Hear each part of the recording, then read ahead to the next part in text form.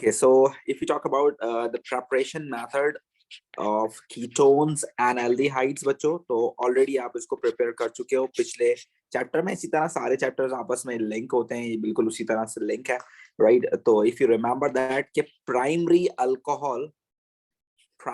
alcohol को अगर आप ऑक्सीडाइज करते हो, प्राइमरी अल्कोहल्स को अगर आप ऑक्सीडाइज करते हो, so it will form what बच्चों? Aldehyde, right? और अगर आप सेकेंडरी अल्कोहल्स को ऑक्सीडाइज करोगे, so you will get what? Ketones, right? So these are the two things that you already done in your alcohol chapter, and we know that for this purpose we can use acidified potassium dichromate, right? You can use this acidified potassium dichromate, or even you can use acidified potassium magnate as well. ये भी अगर आप लिखेंगे तो आपको mark मिल जाएगा, but potassium magnet काफी strong oxidising agent है, तो इसलिए हम उसको यूज नहीं करते हैं. पोटेशियम डाइक्रोमेट ज्यादा अच्छे से काम कर लेता है, बट अगर आप लिखेंगे तो वो आपको मार्क मिल जाएगा, कोई मसला नहीं होगा इसमें. तो both of them you can use what? Acidified. Acid is must over there. This is one of the reagent, sulfuric acid or hydrochloric acid or whatever you have. I just suggest you to use sulfuric acid over here, right? So acidified potassium dichromate और potassium magnate आप use कर सकते हो, और ये reagents हैं आपके पास. Condition बहुत इंपॉर्टेंट है, बहुत इंपॉर्टेंट कंडीशन वो ये है कि if you just want to stop this reaction at aldehyde, so you must need to heat this and distill this. You need to heat and distill of the product. अगर आप इसको heat under reflux कर दोगे तो फिर वो carboxylic acid बन जाएगा. तो इसलिए इसकी कंडीशन बहुत ज्यादा इंपॉर्टेंट है, heat and distill of the product, and over here heat under reflux, क्योंकि यहाँ पर तो फर्दर रिएक्शन पॉसिबल ही नहीं है, तो heat under reflux चलेगा, क्योंकि कीटोन के बाद फर्दर कोई चीज नहीं बन सकती है. लेकिन एल्डिहाइड में वी नो दैट कि ये फर्दर ऑक्सीडाइज होकर कार्बोक्सिलिक एसिड बना सकता है. That is why you need to distil off the product whatever you form initially, right? So heat and distil करेंगे तो एल्डिहाइड बन जाएगा, अदरवाइज रिएक्शन आगे निकल जाएगा. हीट अंडर रिफ्लक्स मत लिखिएगा बस आप लोग यहाँ पर, ये आपने याद रखना है. Condition is very much important over here, and both are oxidation reactions. So the type is fixed over here. They both are oxidation reactions, right? Every one of you.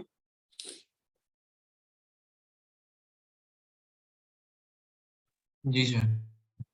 And then if you talk about the reaction, for suppose if you have CH3, CH2, OH, and you're reacting it with oxidizing agent, so that is why I'm writing oxygen in this way, right? Because this is the oxygen which is coming from oxidizing agent. ये air वाले oxygen नहीं है, तो हम इसको O2 नहीं लिख सकते. ये oxygen molecule वाले oxygen नहीं है, तो हम इसको O2 नहीं लिख सकते. This oxygen is coming from KMNO4, so this is nascent oxygen. तो ये बड़ी highly reactive oxygen, it will be written like this. तो ये बनाएगा आपके पास क्या? Aldehyde. So the 2-carbon aldehyde will be like this, and along with the water molecule, right? So you can see this, that ethanol is now converted into ethanol, right? This is ethanol. And if you want to draw the structural formula of this, so it's quite simple as well. So this is like this, कि आपके पास OH लगा हुआ था. अगर आप इसको displaced formula बनाओगे, so you must need to show the bond of O and H as well. So ये ethanol है बच्चों, तो और H के बीच में जो बॉन्ड है वो भी आपको दिखाना पड़ेगा, और ethanol में it is like this. ठीक है बच्चों, is that clear? हाँ तो that's not my fault. ये आवाज नहीं आ रही, क्या कह रहे हो? Don't tell me what order I have to do it in. आप मुझे मैसेज कर दो, समझ में नहीं आ रहा आप क्या कह रहे हो साहब.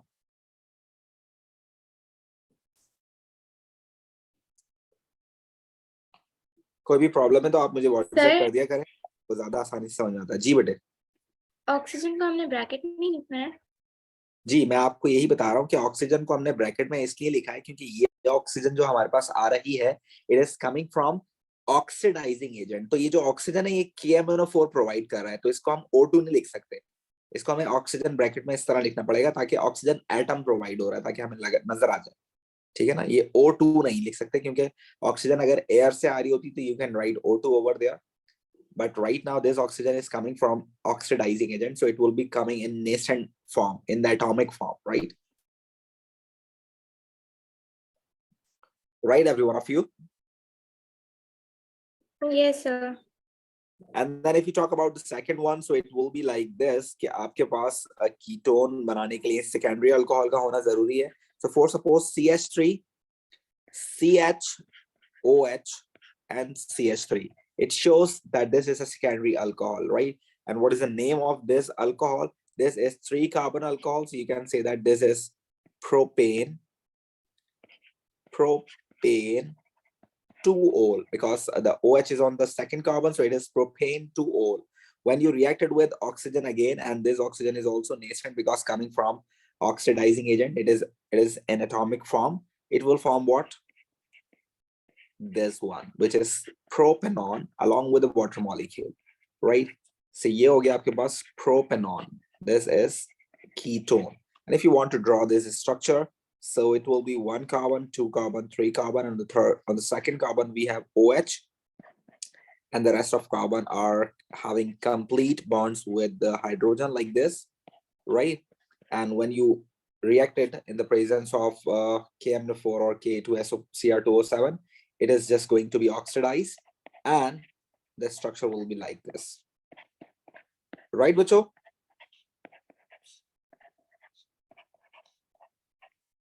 Yes, every one of you, is that right? Sir, Yes, जी बेटे. sir. sir, the first one in aldehyde, that reaction is a bit sensitive, right? Its concentration is high. Yes. And That the second one, it's low. It's like that.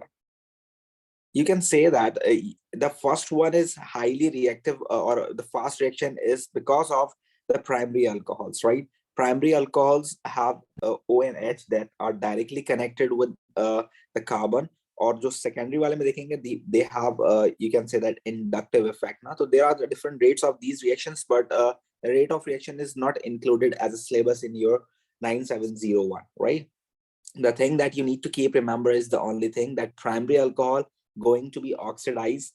If you are using K2Cr2O7, the reaction will be a little bit slow. If you are using KMnO4, so the reaction will be faster because the KMnO4 is strong oxidizing agent and K2Cr2O7 is a little bit weaker oxidizing agent as compared to KMnO4, right? And one more thing is when you are using KMnO4, so there are chances of further oxidation as well. So aldehyde may be converted into carboxylic acid as well. That's why we must need to use potassium chromate, right? Which is a weaker oxidizing agent as compared to KMnO4, because you want aldehyde to form, right?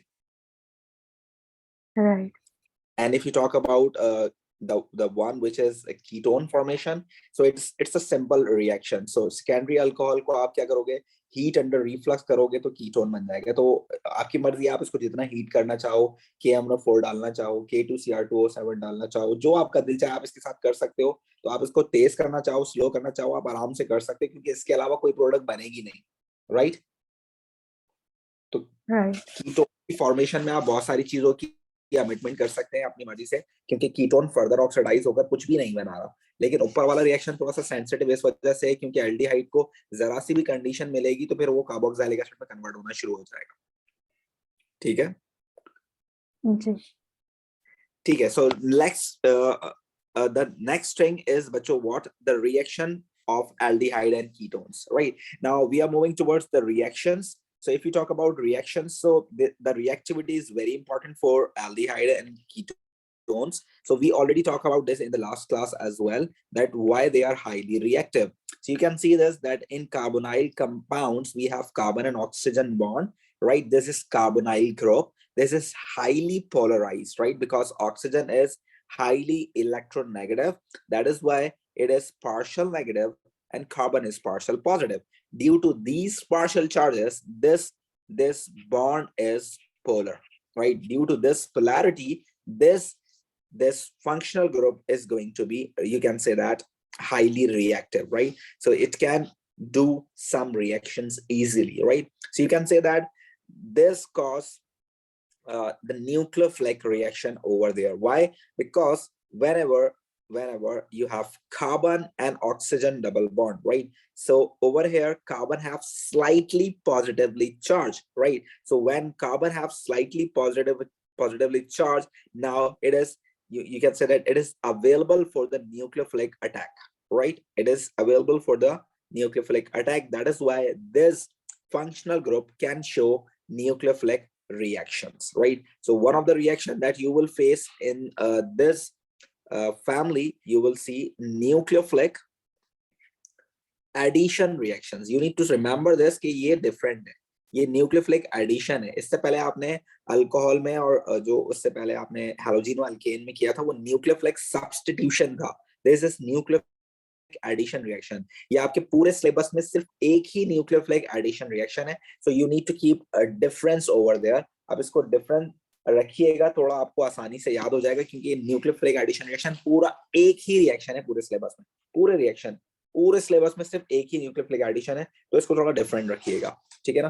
तो इसको एक ये हो गया. उसके अलावा आपके पास यहाँ पर ऑक्सीडेशन रिएक्शंस भी हो सकते हैं, because you know that aldehyde can be oxidized further to form carboxylic acid, and then इनके reduction भी हो सकती है, that they can be converted back to the alcohols and aldehyde as well.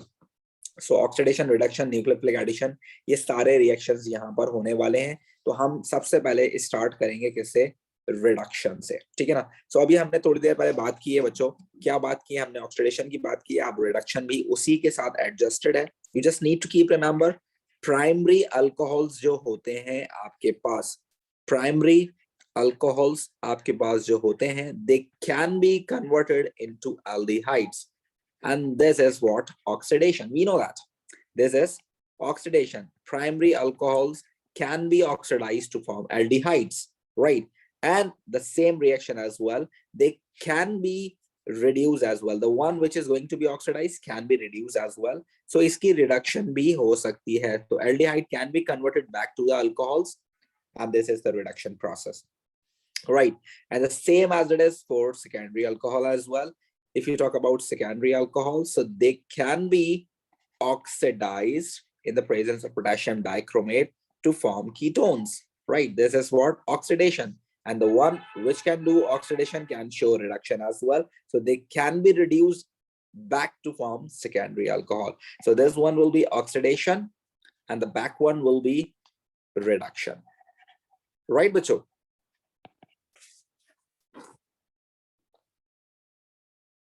Ji sir.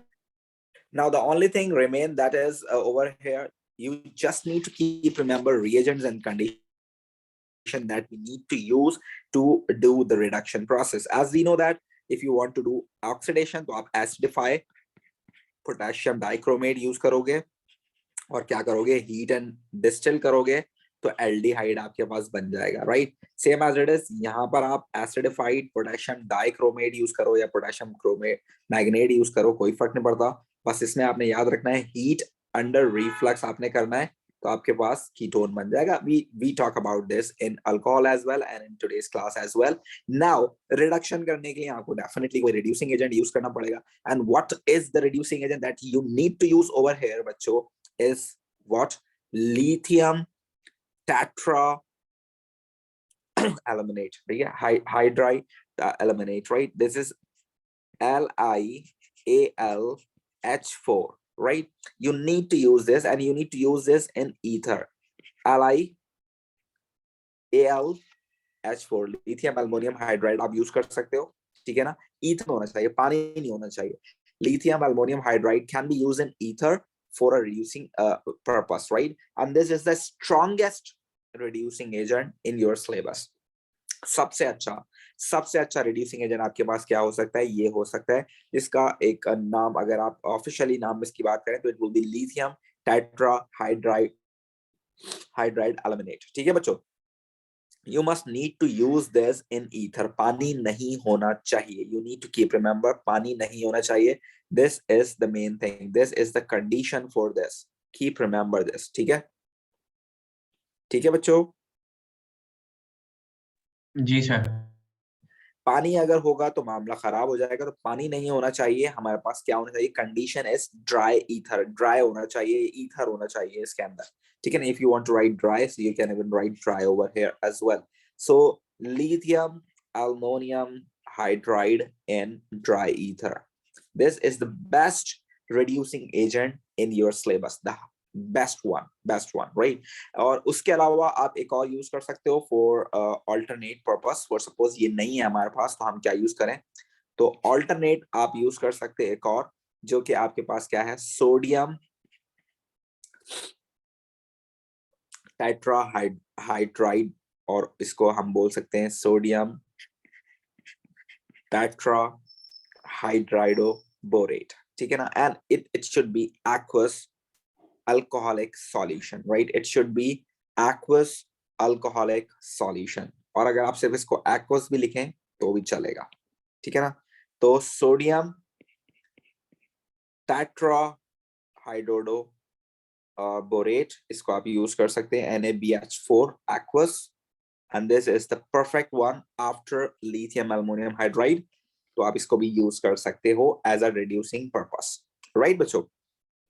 इनके structures कुछ इस तरह से होते हैं कि आपके पास जो लिथियम एल्युमिनियम हाइड्राइड है ना, वो इस तरह से होता है. एल्युमिनियम जो है हाइड्रोजन के साथ 4 डिफरेंट बॉन्ड्स बनाया हुआ होता है. अब एल्युमिनियम बना name? Lithium aluminium hydride. No, not this one. Sodium hydrogen borate भी बोल सकते हैं आप इसको, टेट्रा हाइड्रोजन बोरेट भी बोल सकते हैं आप इसको. टेट्रा मतलब 4, ठीक है ना. आप सोडियम हाइड्रोजन बोरेट भी बोल सकते हैं आप. That's simple, right. अब ये आपके पास नेगेटिव होता है और इसके साथ लिथियम पॉजिटिव अगर ज्वाइन हो जाए तो ये कुछ इस तरह का इनका स्ट्रक्चर होता है. बट वैसी बता रहा हूँ, इतना इंपॉर्टेंट नहीं है, वैसी बता रहा हूँ, ठीक है ना. और अगर आप इस वाले को देखेंगे तो ये वाला भी इस तरह से होता है. बोरोन मैक्सिमम 3 बॉन्ड बना सकता है, जब ये चौथा बॉन्ड बना लेता है तो ये नेगेटिव हो जाता है. और नेगेटिव होने की वजह से ये सोडियम के साथ जब ये ज्वाइन होता है तो ये सोडियम बोरोहाइड्रेट भी बना लेता है. तो इस तरह का कुछ इनका स्ट्रक्चर होता है. ये आपके पास इनमें डेटिव कोवेलेंट बॉन्डिंग होती है.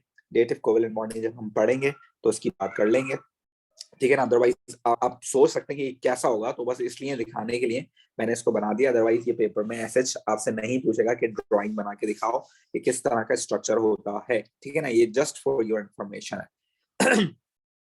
Is that clear every one of you? जी sir.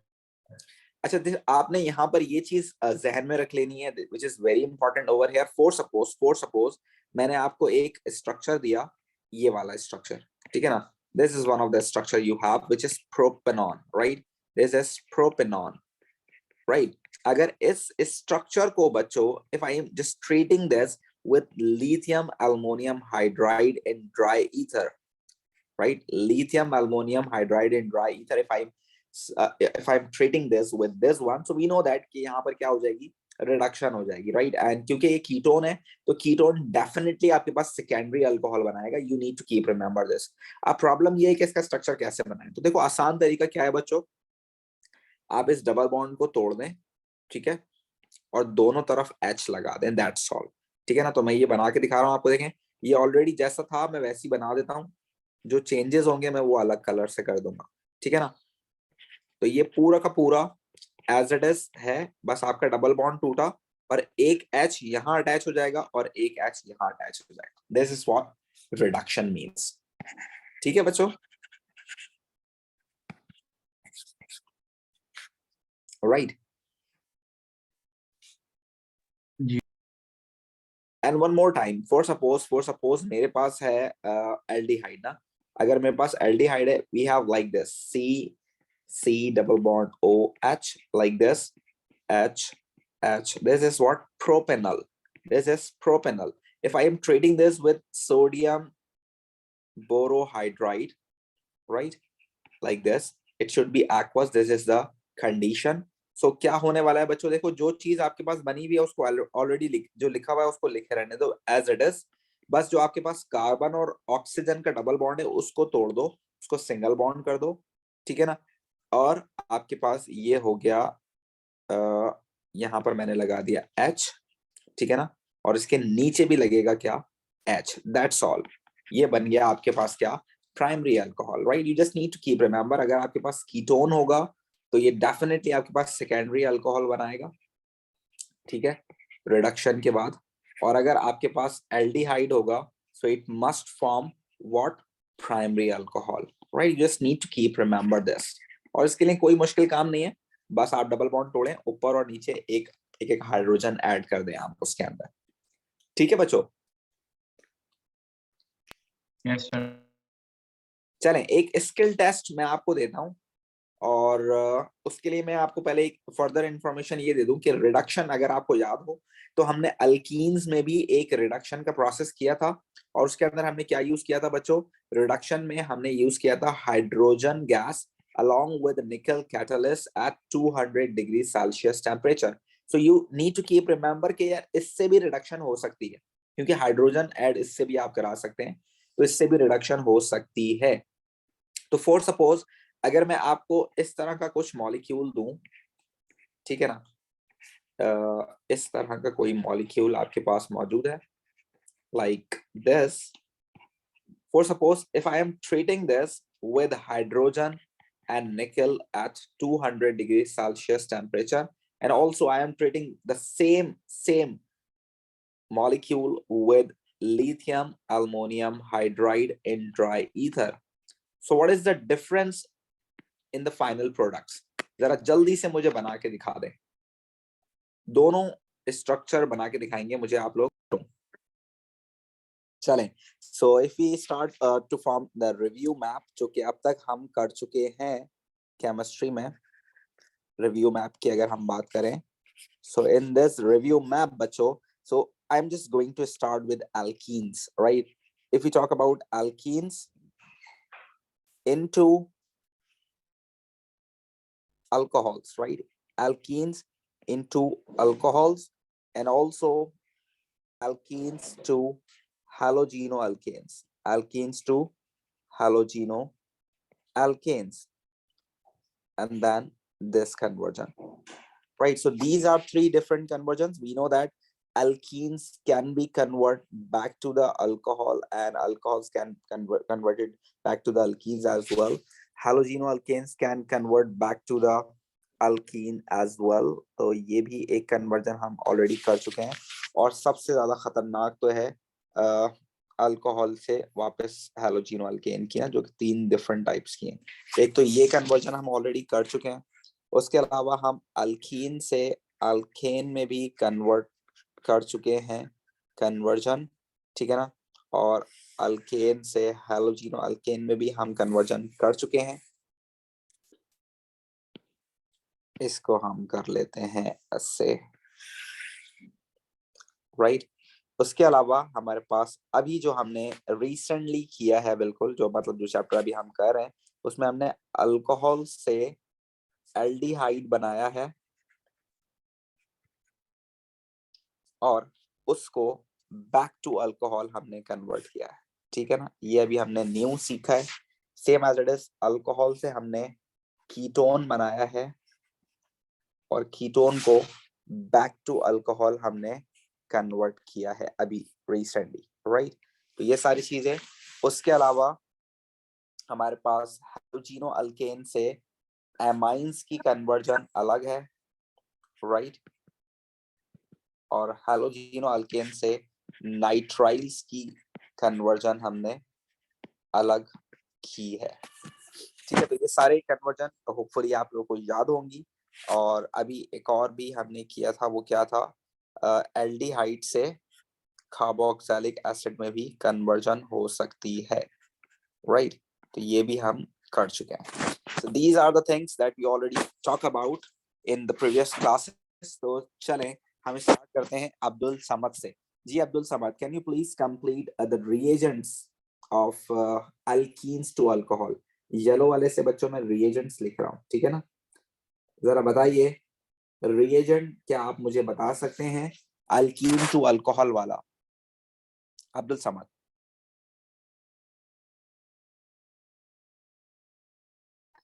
Sir, steam plus dilute phosphoric acid. Yes, you need to use steam along with dilute phosphoric acid as a catalyst. This will be the reagent of this reaction. Absolutely perfect. Yes. Sadaf, can you please tell me alcohol से जब alkyne में जाते हैं तो हमें क्या use करना चाहिए?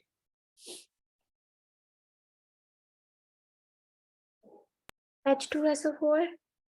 Yes, you can use that concentrated H2SO4. You need to mention over there concentrated sulfuric acid, or one more thing is ammonium oxide भी आप use कर सकते हैं.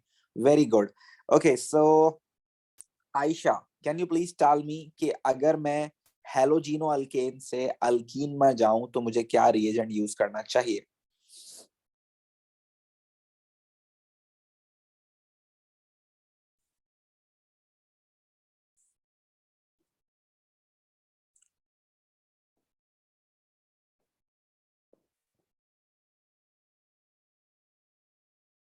Yes, Aisha, can you please tell me कि क्या use करना चाहिए?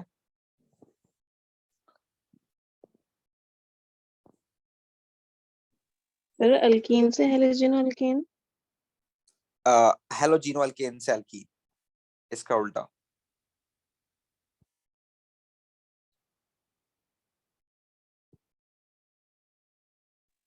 NaOH।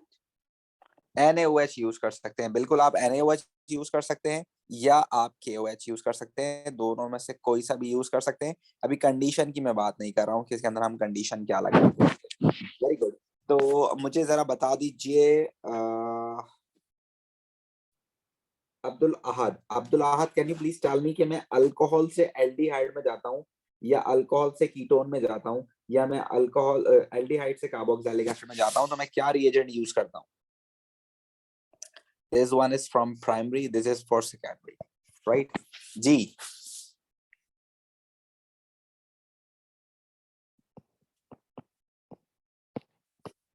Abdul Ahad, can you please tell me alcohol से aldehyde से carboxylic acid या alcohol से ketone में जाने के लिए हम क्या reagent use करते हैं?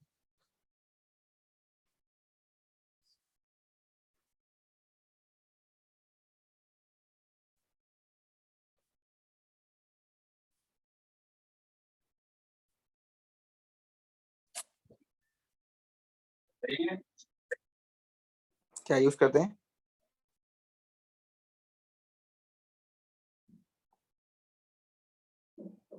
अभी हमने किया था ना एसिडिक, क्या यूज किया था अभी हमने? अभी हमने यूज किया है, it is acidic potassium dichromate, right? ये ऑक्सीडाइजिंग एजेंट हम यूज करेंगे. एसिडिक पोटेशियम डाइक्रोमेट हम यूज करेंगे, ठीक है ना? यहाँ पर भी हम क्या यूज करेंगे? एसिडिक पोटेशियम डाइक्रोमेट यूज करेंगे, ठीक है ना? चलें, सुहेब मुझे बताएंगे.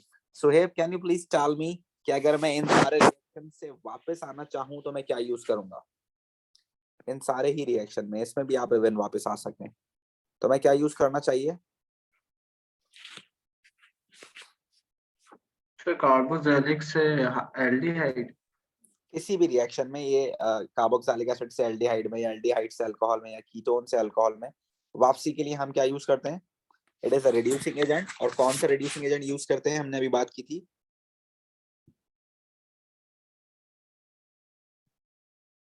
It is NaBH4। yes, NaBH4 and also LiAlH4 या NaBH4. Very good. अभी इसकी कंडीशन की बात कर रहे हैं कि ईथर में यूज करेंगे या हम उसको एक्वस यूज करेंगे, लेकिन हम ये रिड्यूसिंग एजेंट यूज कर सकते हैं, ये आपने याद रखना है, ठीक है ना? They are the most important one. You can even use hydrogen and nickel as well, but ये वाले ज्यादा इंपॉर्टेंट है क्योंकि ये पेपर में ज्यादा आते हैं, ठीक है ना? LiAlH4 और NaBH4. Very good. उसके अलावा हमारे पास और कौन बचा है बताने के लिए? Abdul Rahman, can you please tell me बेटे कि हम हेलोजीनो अल्केन से अगर एमाइंस में जाएंगे तो क्या यूज करेंगे? NH3। NH3. Very good. और अगर हम नाइट्राइल्स में जाएंगे तो? NaCl। NaCN या KCN. Very good. NaCN भी यूज कर सकते हैं या आप KCN भी यूज कर सकते हैं. वेरी गुड, ठीक हो गया. और फिर हमारे पास अब और कौन बचता है? अब्दुल समद हो गए, आयशा हो गई, Sameen, Sameen can you please tell me बेटे कि आप क्या यूज करोगे अगर आप फॉर सपोज कौन सा वाला रह गया, अल्कीन से अल्केन में जा रहे हो तो क्या यूज करोगे?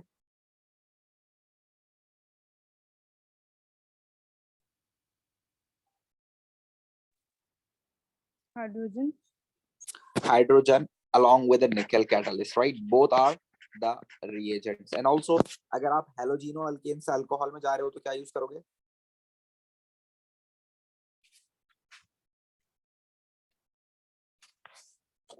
हेलोजिनो अल्केन से अगर अल्कोहल में जाओगे तो क्या यूज करोगे? It should be NaOH. Yes NaOH या KOH आप यूज करेंगे, ठीक है ना। एंड यहाँ पर हमारे पास क्लोरीन या bromine whatever you are going to use वो आप यूज कर सकते हैं। और अल्कोहल से हेलोजिनो अल्केन में आने के लिए बहुत सारी चीजें डिफरेंट हैं। आप PCl5 यूज कर सकते हैं, PCl3 यूज कर सकते हैं क्लोरीन के लिए, और red phosphorus plus bromine use कर सकते हैं ब्रोमीन के लिए, HBr गैसियस यूज कर सकते हैं ब्रोमीन के लिए, red phosphorus plus iodine use कर सकते हैं आयोडीन के लिए, और HI यूज कर सकते हैं किसके लिए? आयोडीन के लिए। तो ये डिफरेंट कंडीशंस हैं। और ये सॉरी रिएजेंट कंडीशंस हम लिखेंगे ग्रीन से, ठीक है ना। If you talk about conditions बच्चों, तो कंडीशंस कौन कौन सी हैं ये बहुत इंपॉर्टेंट है। अल्कीन से अल्केन में जाने के लिए there should be 200 degree Celsius temperature, right. और ये वाला जो रिएक्शन है इसके अंदर UV light is very much important condition, right. और अगर आप हेलोजिनो अल्केन से अल्कोहल में जाते हैं तो the condition is you need to do this in ethanol, ये आपको इथेनॉल में करना है। और अगर आप यहाँ जाना चाहते हैं हेलोजिनो अल्केन से अल्कोहल में तो you need to use aqueous.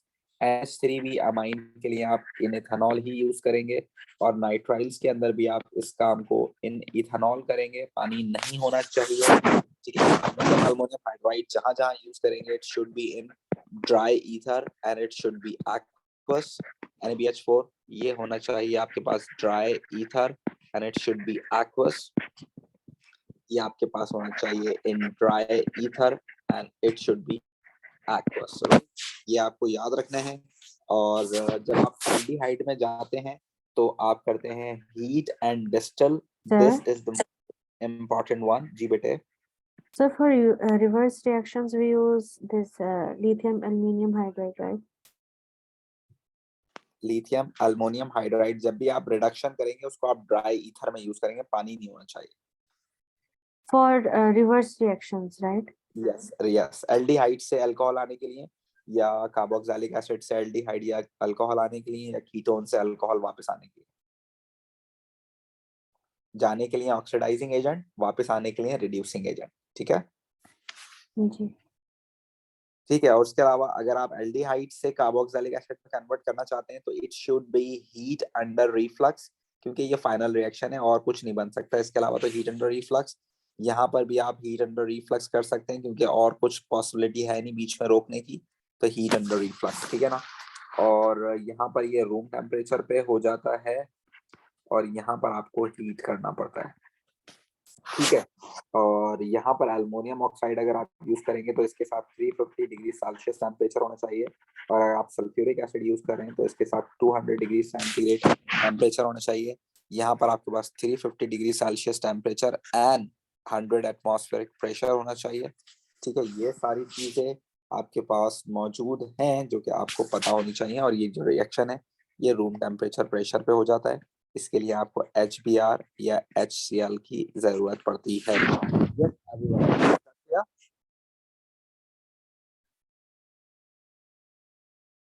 Right.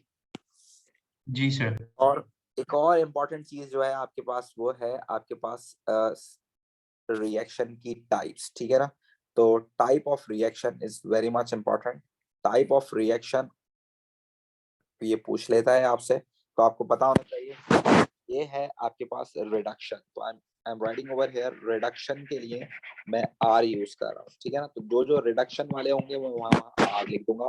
So this is reduction, right. And the backward all reactions are reduction, तो ये भी रिडक्शन है, ये भी रिडक्शन है, और ये वाला भी रिडक्शन है। साथ साथ ऑक्सीडेशन के कुछ रिएक्शंस यहाँ मौजूद हैं, और ऑक्सीडेशन के लिए आपके पास होता है O।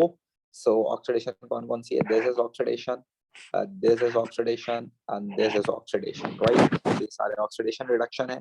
उसके अलावा आपके पास न्यूक्लियोफिलिक सब्स्टिट्यूशन रिएक्शन है कुछ, और न्यूक्लियोफिलिक सब्स्टिट्यूशन रिएक्शन के लिए यूज किया जाता है SN, right? Nucleophilic substitution reaction is SN। तो कौन कौन सी रिएक्शन न्यूक्लियोफिलिक सब्स्टिट्यूशन है? यहाँ पर सब्स्टिट्यूशन हो रही है, यहाँ पर सब्स्टिट्यूशन हो रही है, यहाँ पर सब्स्टिट्यूशन हो रही है, यहाँ पर सब्स्टिट्यूशन हो रही है। These are nucleophilic substitution reactions, ठीक है। उसके अलावा हमारे पास कुछ इलेक्ट्रोफिलिक एडिशन रिएक्शंस भी मौजूद हैं, इलेक्ट्रोफिलिक एडिशन रिएक्शंस। तो इसके लिए हम यूज कर सकते हैं EA, इलेक्ट्रोफिलिक एडिशन रिएक्शन। तो इलेक्ट्रोफिलिक एडिशन रिएक्शंस कौन कौन से हैं हमारे पास? जब अल्कीन से अल्कोहल बनता है तो this is electrophilic addition reaction. जब अल्कीन से हैलोजन अल्केन बनता है तो this is electrophilic addition reaction, ठीक है ना। और उसके अलावा हमारे पास एक फ्री रेडिकल सब्स्टिट्यूशन रिएक्शन है, तो this is free radical substitution reaction भी है हमारे पास। Free radical substitution, free radical substitution के लिए हम FRS यूज कर सकते हैं, फ्री रेडिकल सब्स्टिट्यूशन रिएक्शन। तो this is free radical substitution reaction. इसके अलावा हमारे पास एलिमिनेशन रिएक्शन है, और एलिमिनेशन रिएक्शन के लिए आप क्या यूज कर सकते हैं? E यूज कर सकते हैं, ठीक है ना। एलिमिनेशन रिएक्शन कौन से हैं आपके पास? This one is elimination reaction and this one is elimination reaction, and you can even call this one as dehydration reaction as well, ठीक है बच्चों? Is that clear every one of you?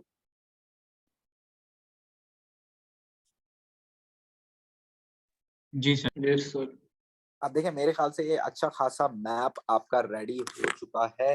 अब जो चीज हमारे पास बचती है वो क्या है? आपके पास कुछ रिएक्शंस ही रह गए हमारे पास करने के लिए। वो रिएक्शंस कौन से हैं? अभी जो हमें करना है न्यूक्लियोफिलिक एडिशन रिएक्शन वो बचता है, और नाइट्राइल से हम कार्बोक्सिलिक एसिड में जा सकते हैं, जो कि बहुत ही आसान है और पेपर में बहुत ज्यादा आता है। वो हमें अभी इसमें इंक्लूड करना है। और कुछ रिएक्शंस हमने इसमें इंक्लूड नहीं किए हैं, जैसे अल्कीन्स के से आप डायोल बना सकते हो, अल्कीन से आप एल्डिहाइड कीटोन भी बना सकते हो, और हॉट जो है स्ट्रॉन्ग ऑक्सीडेशन से, और माइल्ड ऑक्सीडेशन, स्ट्रॉन्ग ऑक्सीडेशन अभी मैंने इसमें ऐड नहीं की है, ठीक है। और हाइड्रोलिसिस मैंने अभी इसमें ऐड नहीं किए। तो बहुत सारे रिएक्शंस हैं जो कि अभी बाकी हैं, तो वो हम इसमें ऐड करेंगे, तो इंशाल्लाह ये मैप आपका कंप्लीट होता जाएगा। I just suggest you all कि आप इसकी एक पिक्चर ले लें अपने पास, इसको सेव कर लें मोबाइल पर। इसका जो है आप क्या बना लें, इस मोबाइल पे वॉलपेपर बना लें इसका, ये याद कर लें किसी तरह। ये जितना अच्छा आपको याद होगा बच्चों, उतना ही अच्छा आप ऑर्गेनिक कर सकते हो। ऑर्गेनिक में ये सारी चीजें याद करना बहुत ज्यादा इंपॉर्टेंट है, बहुत ज्यादा, ठीक है ना। तो ये फ्री के नंबर है, अगर आपको याद है तो ये फ्री के नंबर है, और अगर आपको ये याद नहीं है तो इसका मतलब है ये कि आपके लिए बहुत टॉक्सिक हो जाएगा फिर ये, ठीक है ना। तो इसको जितना जल्दी हो सके आप कोशिश करके याद कर लें, तो ये आपके लिए बहुत आसान हो जाएगा।